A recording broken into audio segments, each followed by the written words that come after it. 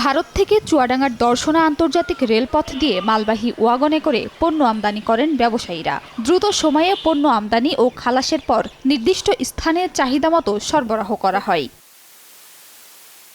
তবে নানা কারণে আমদানি কমে গেছে এ বন্দরে। ব্যবসায়ীরা জানান, ব্যাংক চাহিদামতো এলসি অনুমোদন না করায় পণ্য আমদানি করতে পারছেন না তারা। অল্প কিছু পণ্য আমদানি করা হলেও রেল ইয়ার্ডে নেই আগের মতো কর্মব্যস্ততা। এতে কর্মহীন হয়ে পড়েছেন স্থানীয় শ্রমিক ও ট্রাক চালকরা।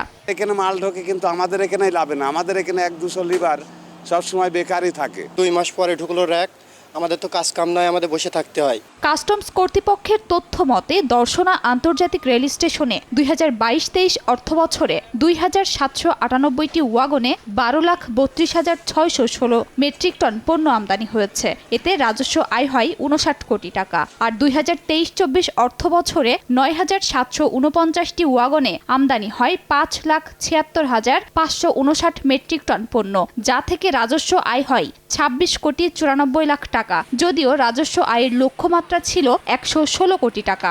নগদের কাছে সব গ্রাহকই প্রিয়, তাই তো সারা দেশে ক্যাশ আউট চার্জ সবচেয়ে কম। 2023-24 অর্থবছরে আমাদের লক্ষ্যমাত্রা ছিল 116 কোটি টাকা। আমরা অর্জন করেছি মাত্র 26 কোটি টাকা, যা আগের তুলনায় অনেক কম। দর্শনা রেল স্টেশন কর্তৃপক্ষের তথ্য মতে আগে ভারত থেকে মালবাহী ওয়াগনে করে ভুট্টা, পাথর, পেঁয়াজ, China clay, fly ash, gypsum সহ বিভিন্ন পণ্য আমদানি হতো। বর্তমানে আমদানি হচ্ছে শুধু ফ্লাই অ্যাশ, সয়াবিন, ভুসি ও পাথর। সময় সংবাদ, চুয়াডাঙ্গা।